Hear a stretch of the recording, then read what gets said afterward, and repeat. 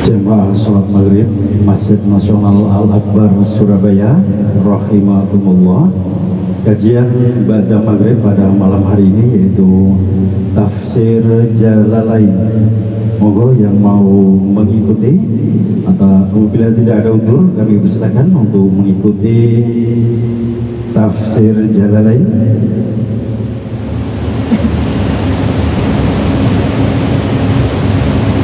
Assalamualaikum warahmatullahi wabarakatuh.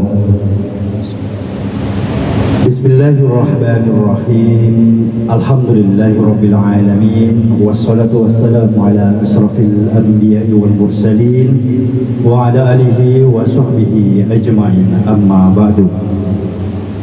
Hadirin hadirat para jamaah salat maghrib Masjid Nasional Al-Akbar Surabaya, para pendengar radio Mass Media FM, dan para pemirsa Al-Akbar TV dan Madu TV dimanapun berada, khususnya yang berada di ruang utama Masjid Nasional Al-Akbar Surabaya. Syukur alhamdulillah pada malam hari ini Selasa tanggal 5 Desember 2023 kita bisa hadir di ruang utama Masjid Nasional Al-Akbar Surabaya guna mengikuti ngaji kitab Tafsir Jalalain yang pada malam hari ini Tafsir Quran Surah Al-Anbiya ayat 87 sampai dengan 88, yaitu tentang belajar dari kisah Nabi Yunus alaihissalam, yang langsung akan disampaikan oleh beliau yang terhormat Al-Mukarram Bapak Kiai Haji Muhammad Husni Mubarak MAG Al-Hafidh. Kepada beliau kami persilahkan.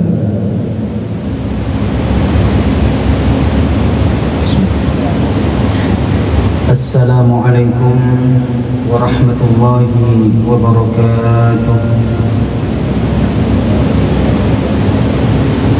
Alhamdulillah, alhamdulillahi rabbil alamin, wassalatu wassalamu ala sayyidina wa maulana Muhammadin al-fatihi lima ughliqa wal khatim lima sabaqa, ناصر الحق بالحق والهادي إلى صراطك المستقيم وعلى آله وصحبه حق قدره ومقداره العظيم. سبحانك لا علم لنا إلا ما علمتنا إنك أنت العليم الحكيم. اللهم افتح علينا فتوح العارفين واجعل أعمالنا خالصة لوجهك الكريم برحمتك يا أرحم الراحمين. أما بعد، معاشر الحاضرين والحاضرات,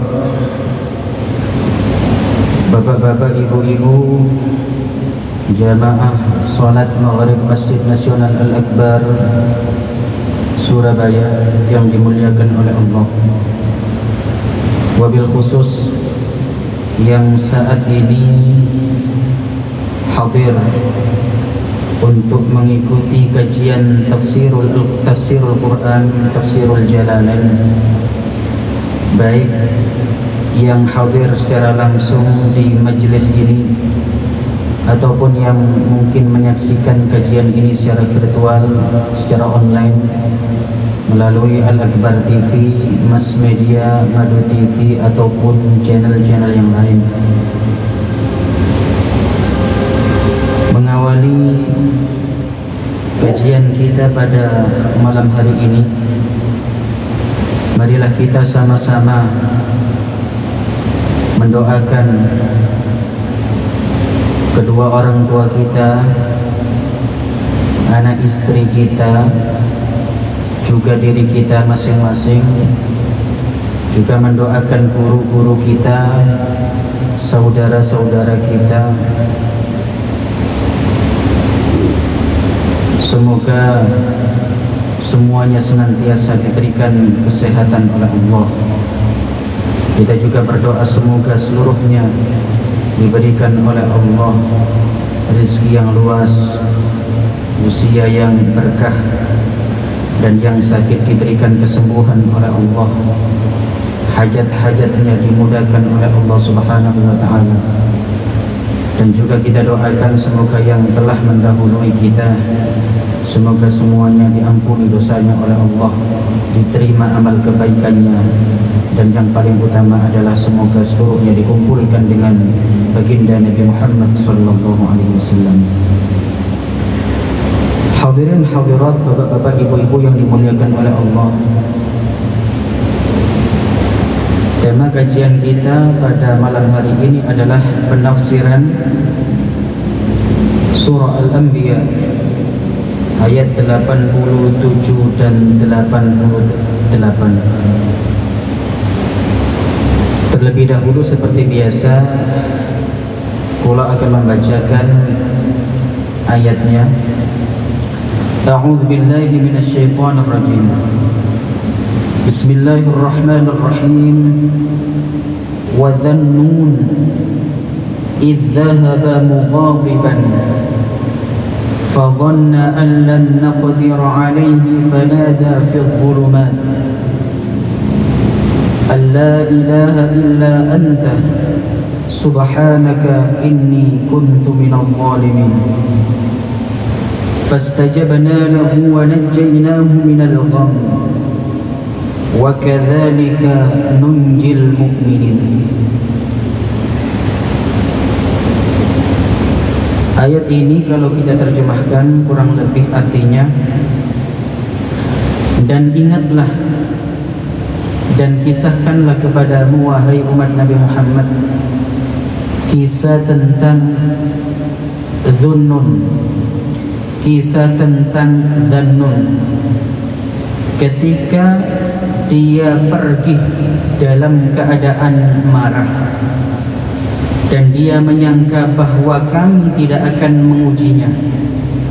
Lalu kemudian dia bermunajat kepada Allah dalam kegelapan-kegelapan.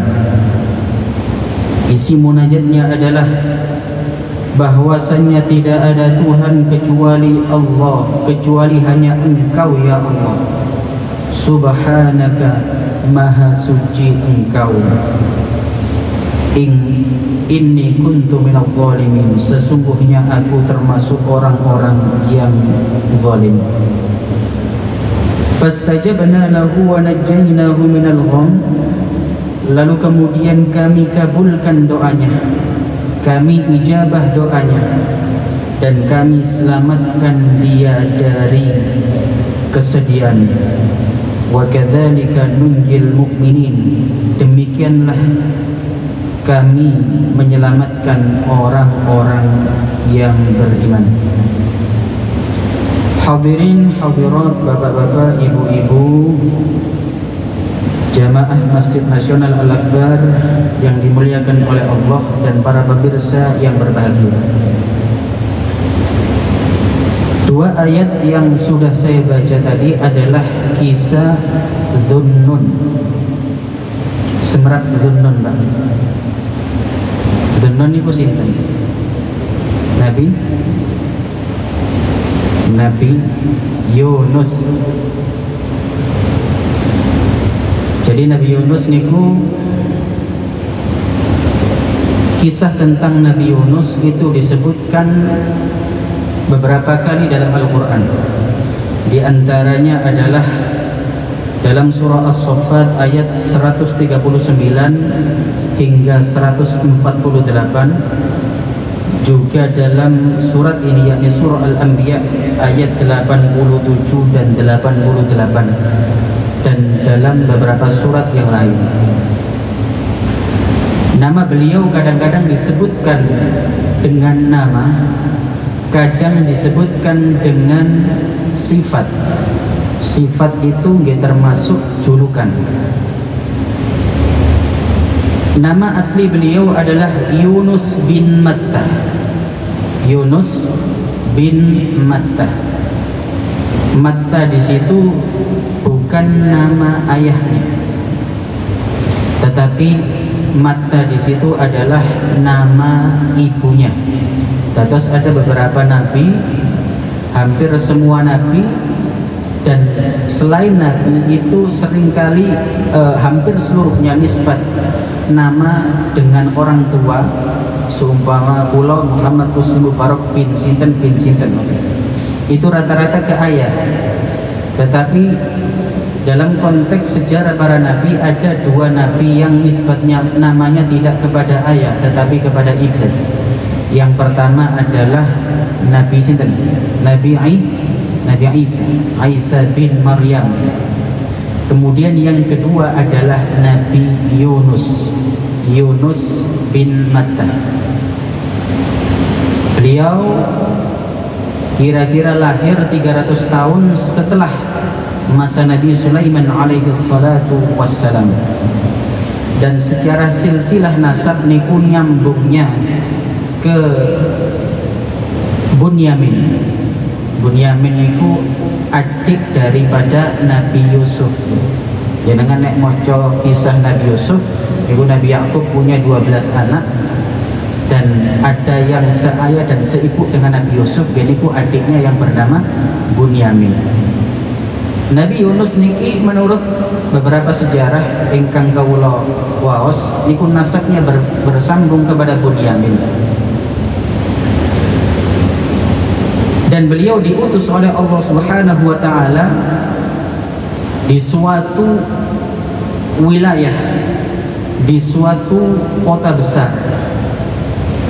yang bernama kota Nainawa atau Ninawa. Ninawah niku terletak di daerah Mosul kalau sekarang. Semrap Mosul Pak ya.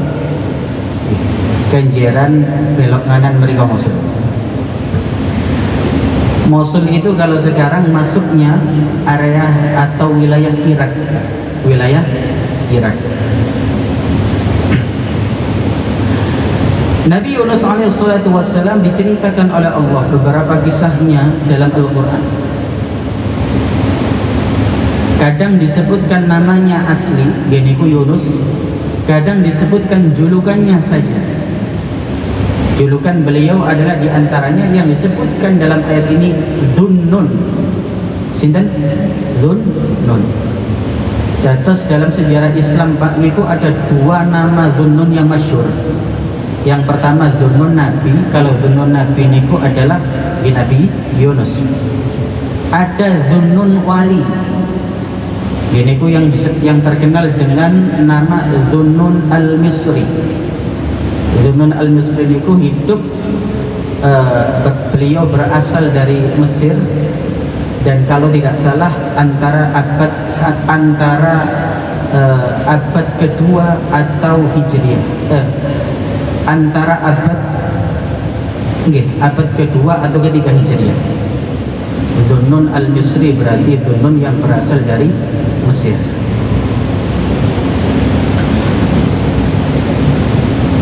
Dalam ayat ini Allah Subhanahu wa taala mengisahkan tentang Nabi Yunus alaihi salatu wassalam, bahwa Nabi Yunus diutus oleh Allah Subhanahu wa taala di suatu kota yang bernama Ninawa. Nabi Yunus sebagaimana nabi-nabi yang lain dan rasul-rasul lainnya, beliau berdakwah kepada kaumnya siang malam, hari berganti dengan hari, minggu berganti dengan minggu, bulan berganti dengan bulan, tahun berganti dengan tahun.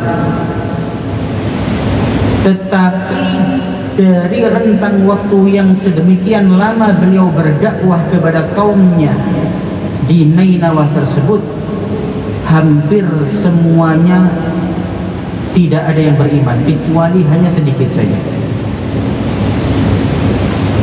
Terus penduduk Nainawah niku sakjane wong apik. Cuma nggih mboten purun iman ngoten mawon. Kan wonten dari umat-umat para nabi itu tidak mau beriman dan mereka orang jahat, berusaha membunuh para nabinya. Lah umatnya Nabi Yunus alaihissalatu wassalam niku mereka sebenarnya orang baik, tidak berusaha menyakiti Nabi Yunus, tidak mengejek Nabi Yunus, tetapi kekurangannya hanya satu: mereka tidak mau beriman kepada risalah yang dibawa oleh Nabi Yunus alaihissalatu wassalam. Seiring dengan berjalannya waktu, bergantinya tahun, tahun berganti dengan tahun kemudian, Nabi Yunus mengancam kaumnya bahwa jika mereka tidak beriman, maka mereka akan mendapatkan azab dari Allah Subhanahu wa ta'ala. Dan ancaman Nabi Yunus itu disebutkan dalam kitab-kitab tafsir, kalau kalian tidak beriman dalam rentang 3 hari lagi, maka Allah akan mengadab kalian. Lalu kemudian dia was-was, Pak, kaumnya was-was. Sebelum 3 hari, Nabi Yunus alaihissalatu wassalam kemudian meninggalkan kaumnya. Apakah kaum tadi ternyata jadi diadab atau tidak? Ternyata tidak. Atas ceritanya kaum Nabi Yunus niku, ketika sudah masuk ke hari ketiga, ketika telah masuk hari ketiga, ternyata kemudian tanda-tanda akan turun azab itu mulai tampak. Hingga kemudian mereka takut, mereka mengumpulkan seluruh penduduk, laki-laki dan perempuan, anak-anak dan orang tua, termasuk hewan-hewan mereka, diajak seluruhnya pergi ke padang pasir. Kemudian mereka beriman dan bersujud kepada Allah Subhanahu wa ta'ala. Sebutkan dalam surah Yunus, فَلَوْلَا كَانَتْ قَرْيَةٌ آمَنَتْ فَنَفَعَهَا إِيمَانُهَا إِلَّا قَوْمَ يُونُسَ لَمَّا آمَنُوا كَشَفْنَا عَنْهُمْ. Ketika mereka telah beriman, kata Allah, maka kami hilangkan bagi mereka azab al-khizyi fid dunya, azab yang menghinakan ketika di dunia. Terus ceritanya kemudian kaum Nainawah niki tidak jadi diadab oleh Allah Subhanahu wa ta'ala. Lah Nabi Yunus kemana? Ternyata Nabi Yunus telah meninggalkan kaumnya. Lah niki kesalahan Nabi Yunus. Beliau meninggalkan kaumnya sebelum Allah Subhanahu wa ta'ala memberikan izin kepada beliau untuk berhijrah.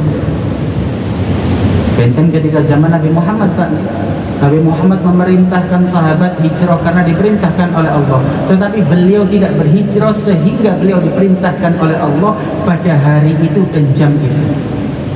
Tapi Nabi Yunus ini boten.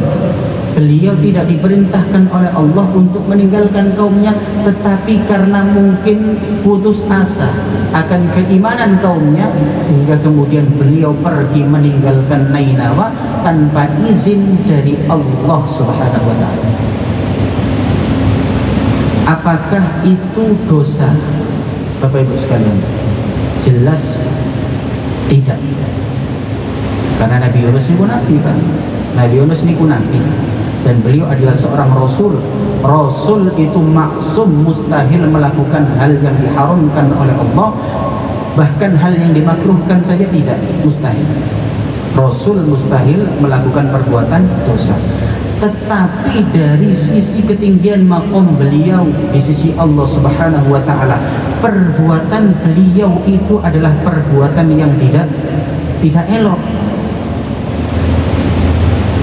Bagi orang biasa mungkin itu dianggap wajar, tapi bagi beliau sebagai seorang nabi dan rasul, yang mana nabi dan rasul itu semestinya segala hal yang dilakukan olehnya semuanya berdasarkan persetujuan dari Allah Subhanahu wa ta'ala, tetapi beliau melangkah menggunakan akalnya, menggunakan perasaannya tanpa menunggu wahyu dari Allah Subhanahu wa ta'ala. Dan niki adalah sebuah kesalahan. Dan niki juga nasihat untuk kula panjenengan, Bapak Ibu sekalian. Dalam menjalani kehidupan kula panjenengan, jangan sekali-kali kemudian kula panjenengan niki meninggalkan Allah Subhanahu wa ta'ala. Kula panjenengan ingin bekerja, Kula panjenengan ingin sekolah, kula panjenengan ingin melakukan apapun yang menjadi hajat kita. Kula panjenengan ingin menikah katakanlah, kula panjenengan ingin melakukan apapun, jangan kemudian kula panjenengan meninggalkan Allah Subhanahu wa ta'ala. Jangan kemudian kita berangkat hanya berdasarkan menurut pendapatku, menurut akalku. Maka orang muslim yang betul-betul beriman kepada Allah Subhanahu wa ta'ala, dalam segala hal yang dilakukan olehnya, dia senantiasa melibatkan Allah Subhanahu wa ta'ala. Lalu singkat cerita Bapak Ibu sekalian, Nabi Yunus ini kemana? Beliau pergi ke pantai, beliau pergi ke pelabuhan. Di pelabuhan itu kemudian beliau menjumpai kapal besar, yang mana kapal besar itu mengangkut banyak penumpang.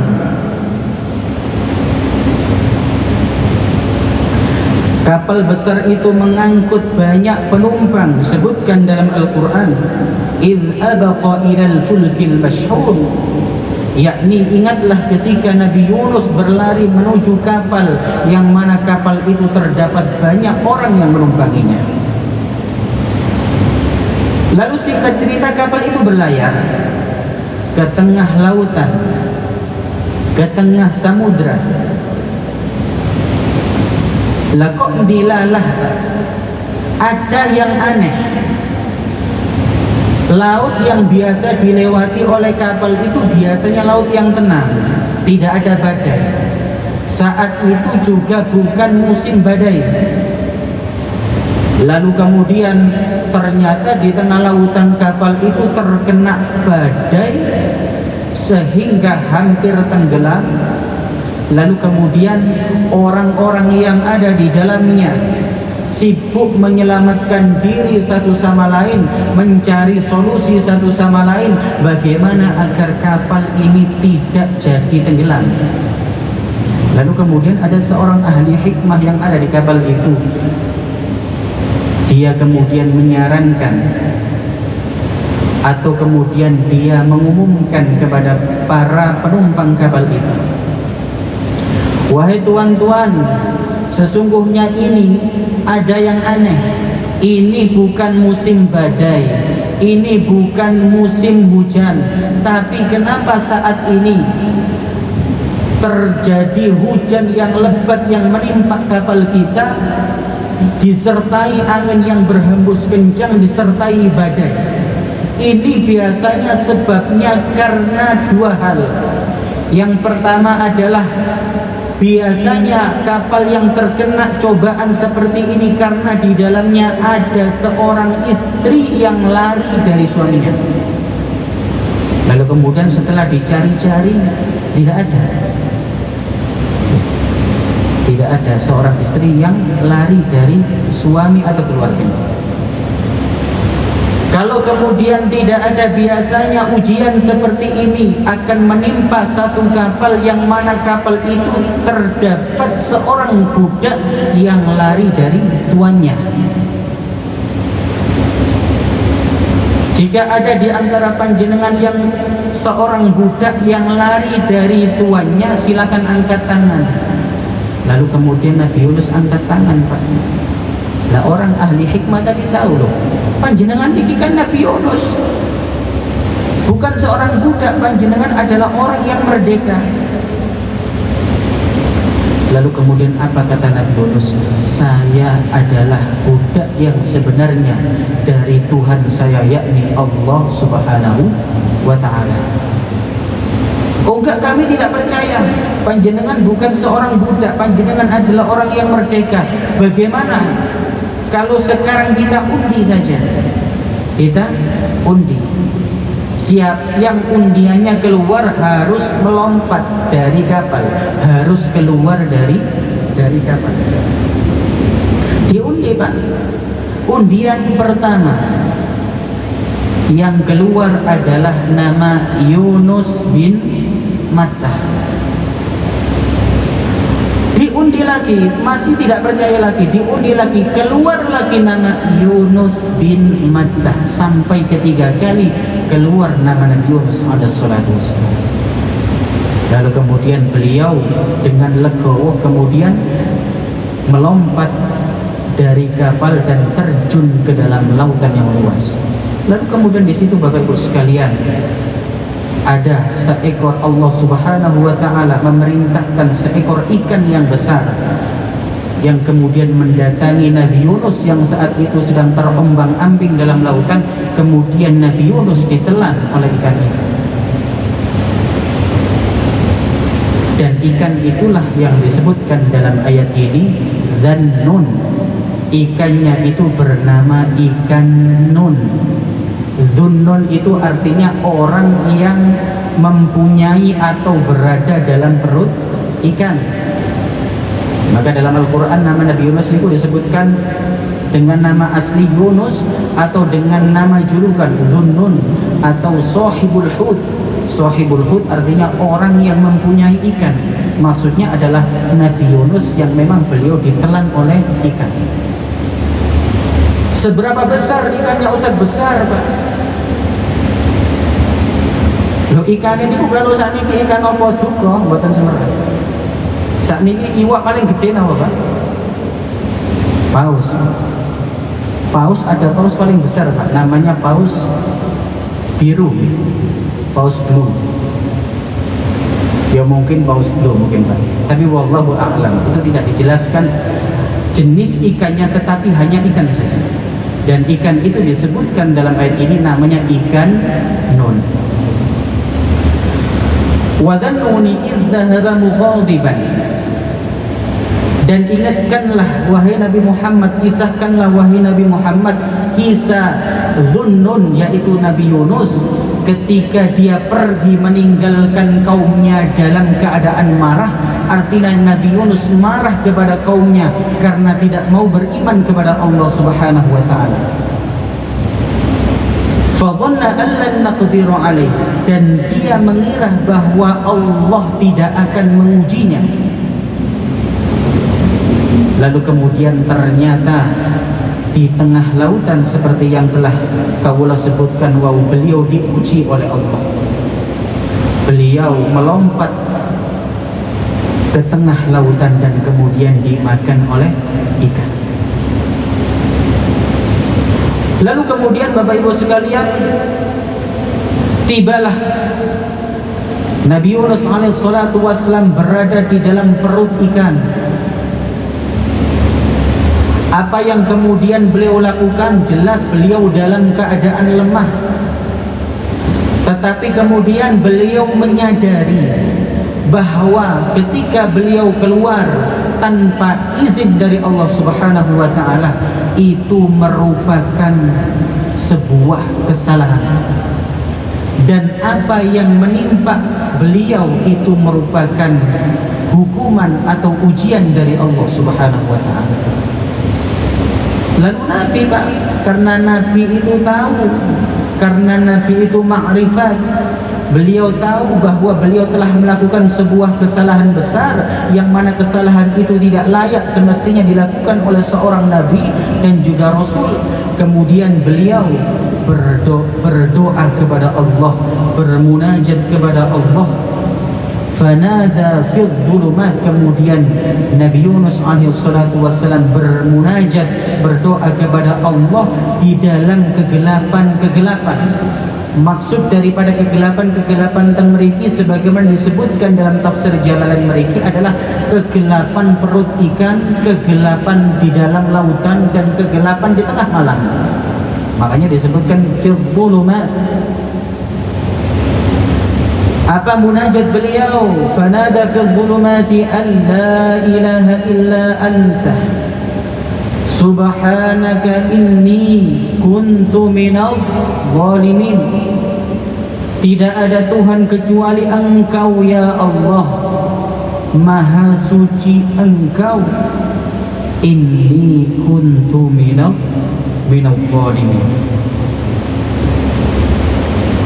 Beliau mengakui, hadirin, bahwa beliau telah melakukan sebuah kesalahan besar.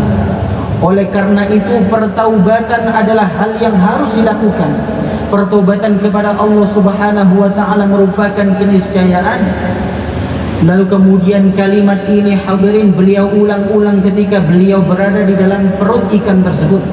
Ada riwayat yang menyebutkan beliau di dalam perut ikan 3 hari, ada yang mengatakan 40 hari, ada yang mengatakan 7 hari. Wallahu a'lam mana yang benar. Yang jelas kemudian kalimat ini diulang-ulang oleh Nabi Yunus alaihi salatu wassalam.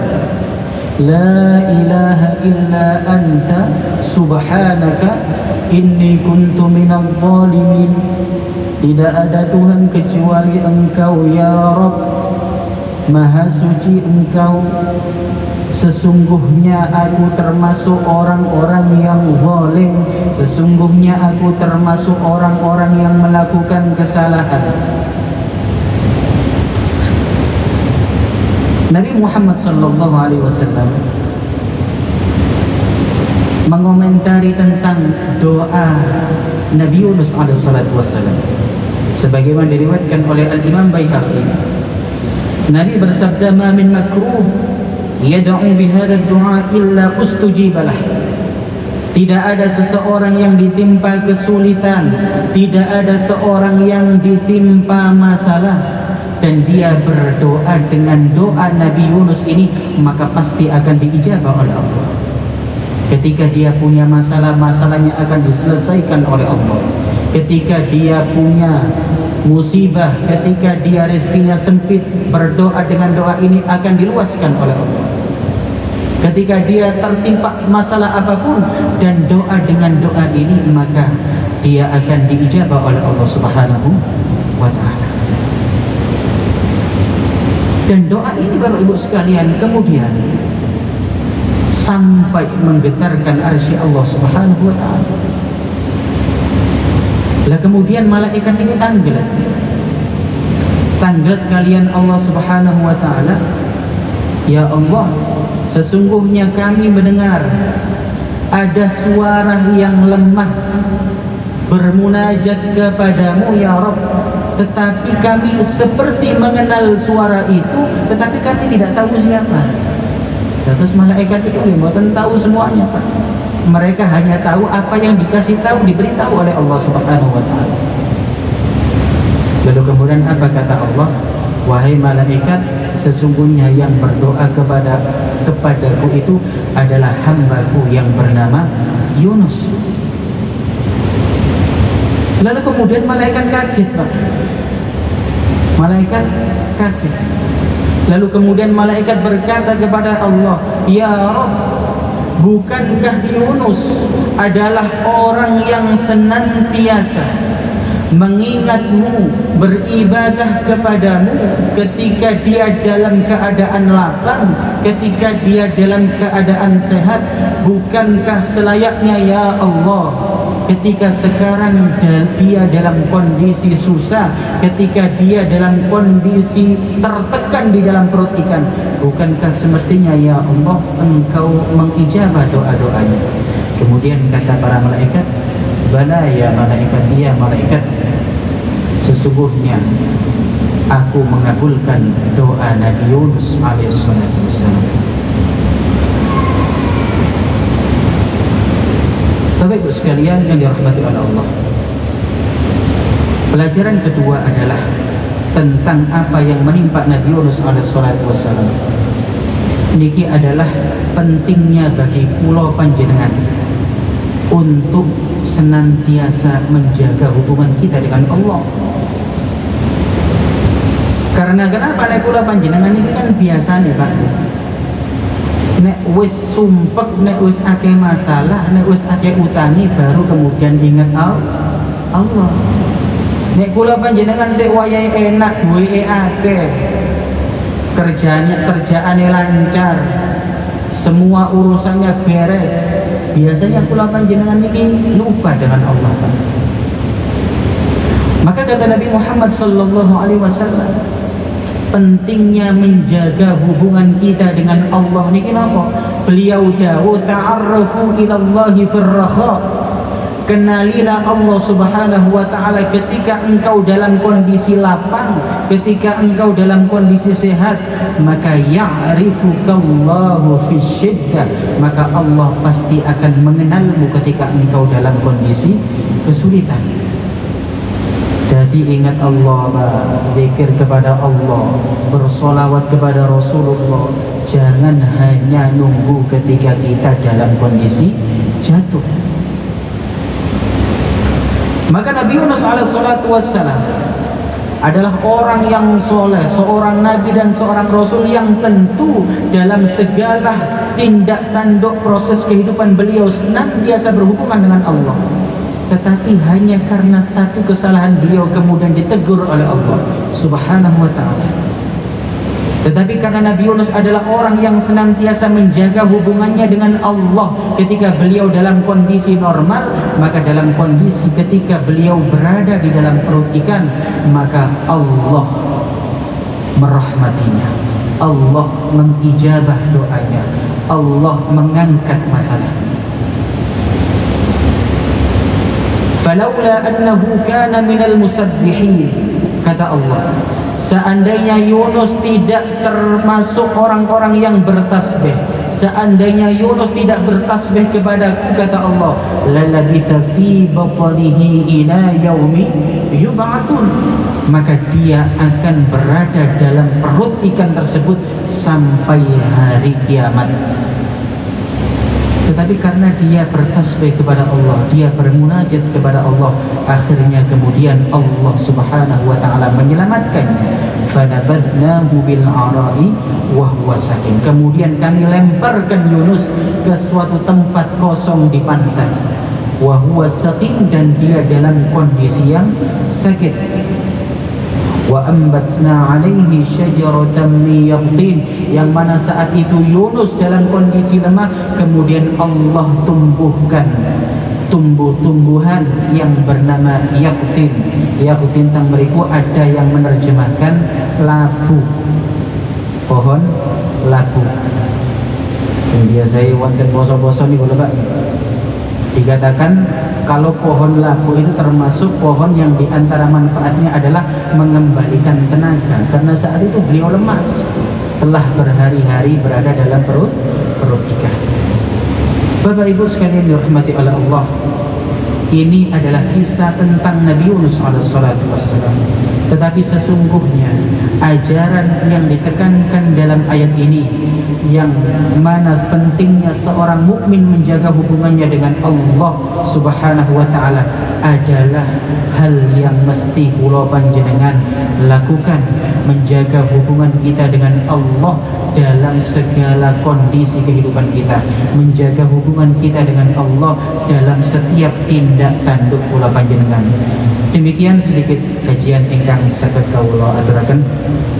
Wonten waktu 10 menit. Mungkin ada yang tanggap, monggo Pak. Monggo yang mau bertanya dipersilakan.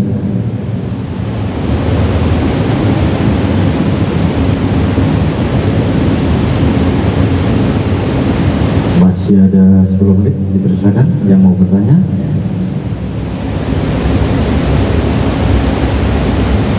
Iya Pak. Oke.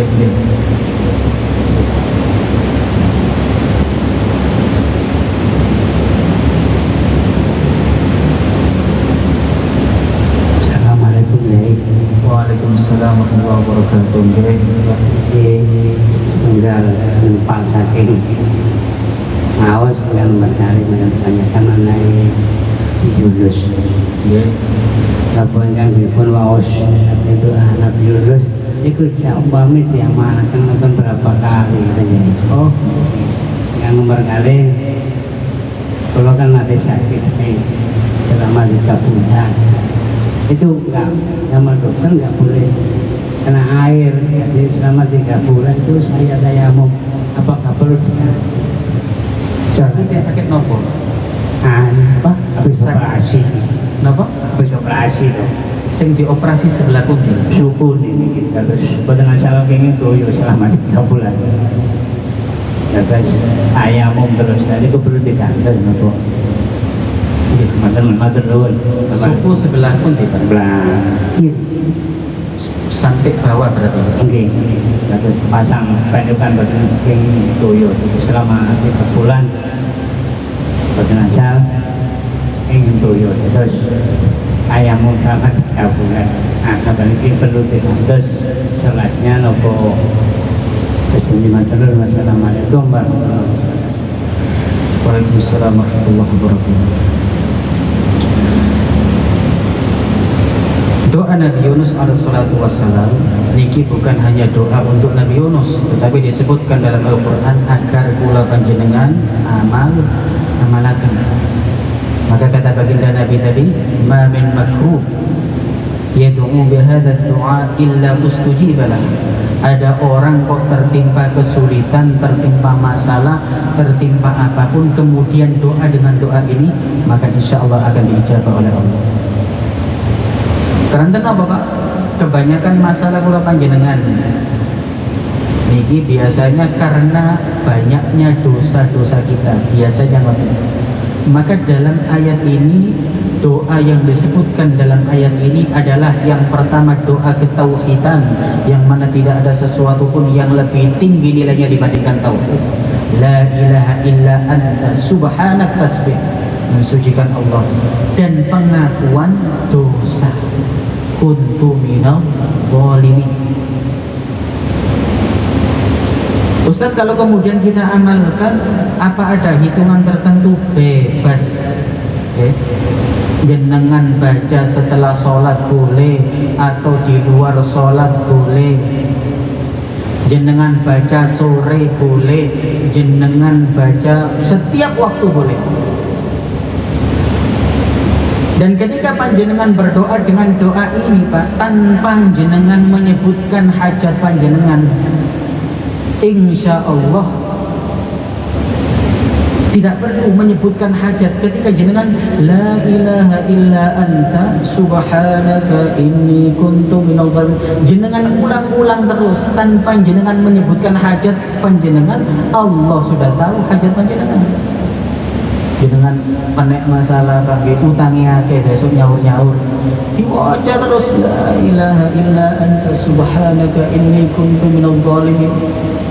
Tapi ojo diwaca tok tapi gak gelem kerja Pak. Tetap jenengan kerja ikhtiar zahir enggak, ini ikhtiar batin. Karena kula panjenengan iki menungso biasa. Rezeki kita tidak ujuk-ujuk turun dari langit, tetapi harus ada gerak, ada ikhtiar. Ketika panjenengan ada masalah, berdoa dengan ini, insya Allah nanti Allah akan memberikan solusi terhadap masalah panjenengan. Niki yang pertama. Yang kedua, terkait tayamum.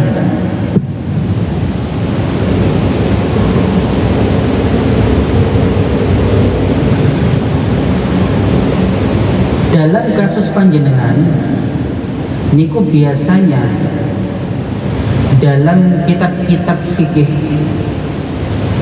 niku terkait anggota yang tidak bisa tersentuh, tidak bisa digunakan dengan tidak bisa digunakan untuk berwudu, itu betul diganti dengan tayamum.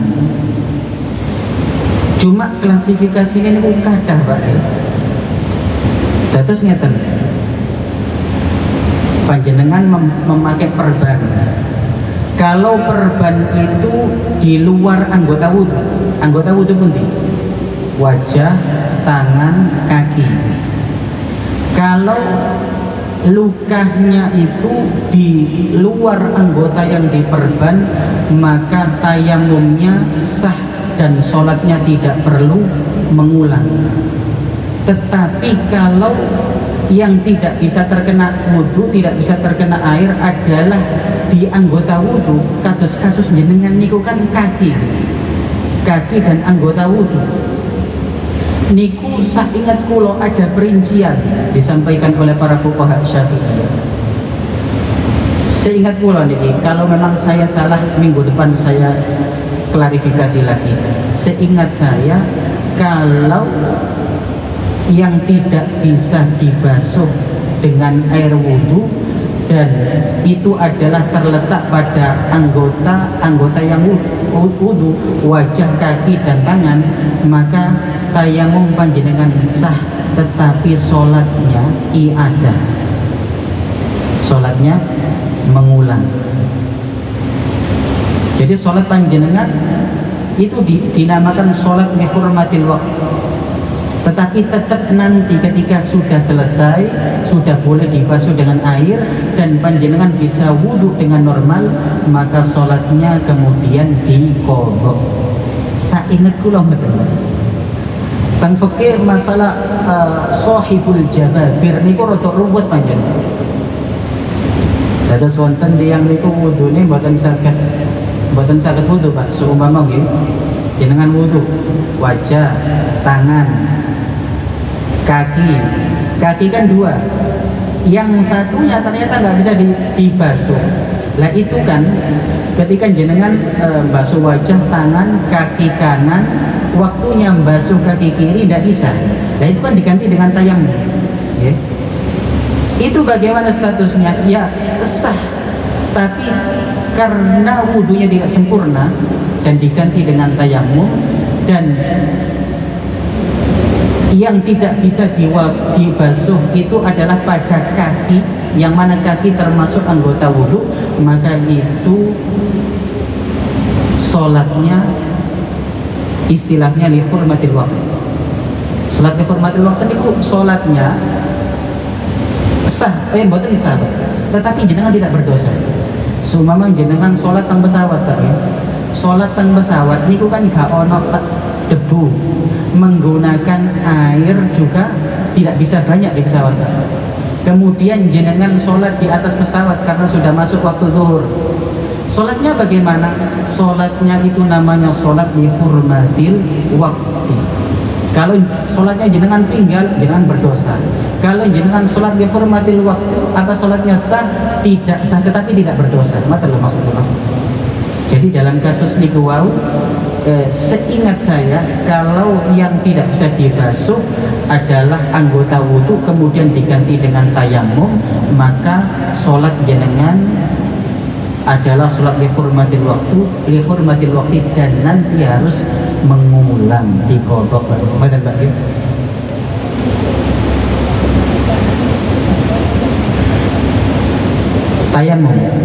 Tayamum itu harus sudah masuk waktu. Oh kodok.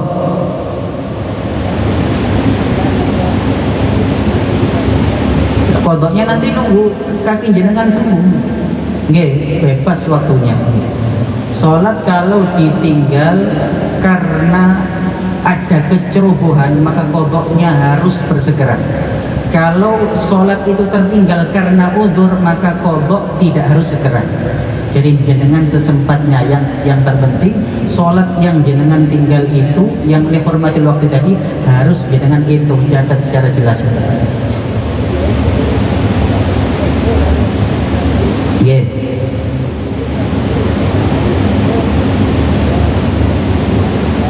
Yeah. Apa urut atau tidak?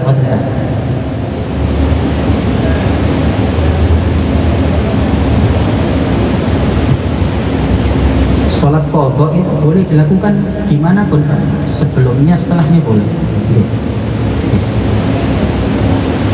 Okay. Bahkan dalam waktu-waktu yang diharamkan, jenengan contoh mari sholat asar, sholat sunnah biasa haram, tapi kalau sholat qadha boleh.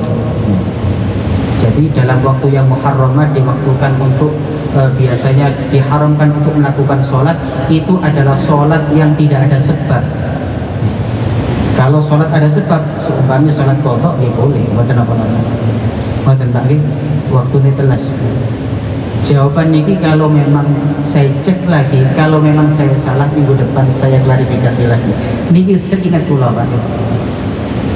Mboten Pak, cekat ya. Baik Bapak Ibu sekalian dirahmati Allah, demikian sedikit kajian ingkang saged kawula sampaikan. Kita berdoa dan kita tutup kajian pada malam hari ini dengan membaca doa kafaratul majlis. Bismillahirrahmanirrahim. Subhanakallahumma bihamdika asyhadu an la ilaha illa anta astaghfiruka wa atubu ilaik. Wal 'afwu minkum. Assalamualaikum warahmatullahi wabarakatuh.